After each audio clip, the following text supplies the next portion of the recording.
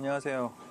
오늘은 제가 또 새로운 곳에 나와 있는데 여기 약간 어두운데 그래도 새로운 카메라로 찍어보는 건데 잘 찍혔으면 좋겠네요.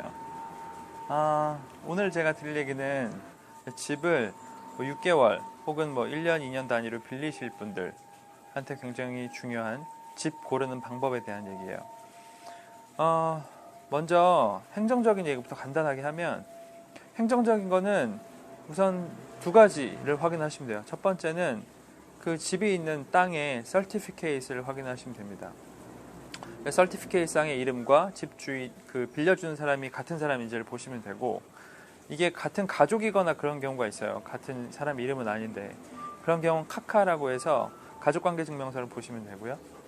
그래서 그게 맞은지 확인을 하시고, 이제 한국이랑 좀 다른 게 여기는 이제 전대가 되기 때문에 이 오버 컨트랙을 주는 사람들이 있어요. 그래서 집주인이 아니더라도 집을 세줄 수 있는 권리가 있는 이제 세입자가 있는 거죠. 임차인이 다른 임차인한테 세를 주는 거예요. 그런 경우엔 그 사람이 실제 임차인이 맞는지 확인을 해야 되겠죠.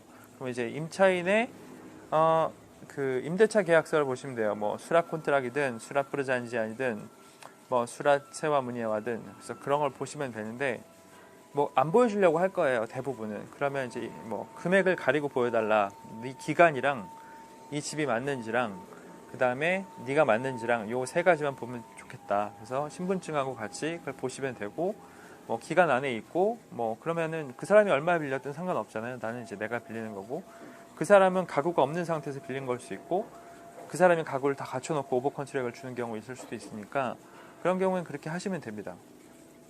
행정적인 거는 그거 두 개를 확인하시면 되고요.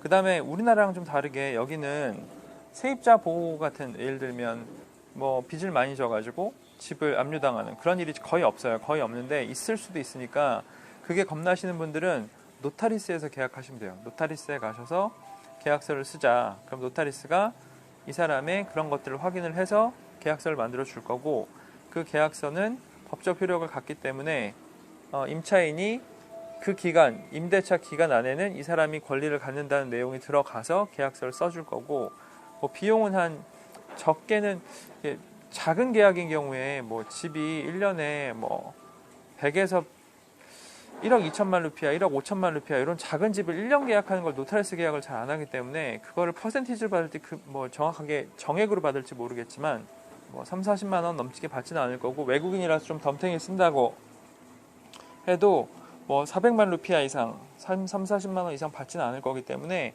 그게 겁나시는 분들은 그렇게 하시는 것도 방법이라고 생각이 됩니다. 거기까지 하시면 서류적으로는 이제 별 문제 없이 이제 해결이 될 거라고 보고요. 이제 그 다음에 정확하게 이제 우리가 집을 보는 방법을 얘기할 건데, 먼저 어떤 형태의 집이 좋냐, 그거는 그냥 알아서 하시면 돼요. 수영장이 있고 없고 그거는 별로 제가 여기서 얘기는 안 할게요. 그걸 얘기하면 이제 얘기가 자체가 너무 길어지니까.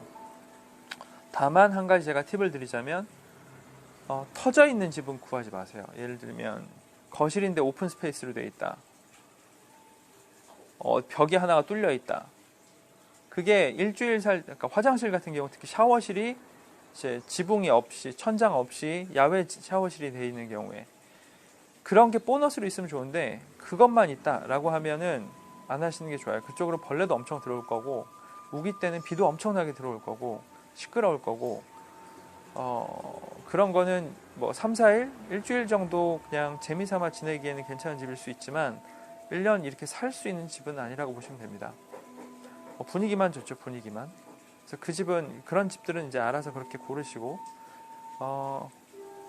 나머지 수영장이 있고 없고 이런 거는 취향대로 하시면 될 것 같고요. 그래서 집을 볼 때 제일 중요하게 보실 건 두 개예요. 전기하고 물이죠.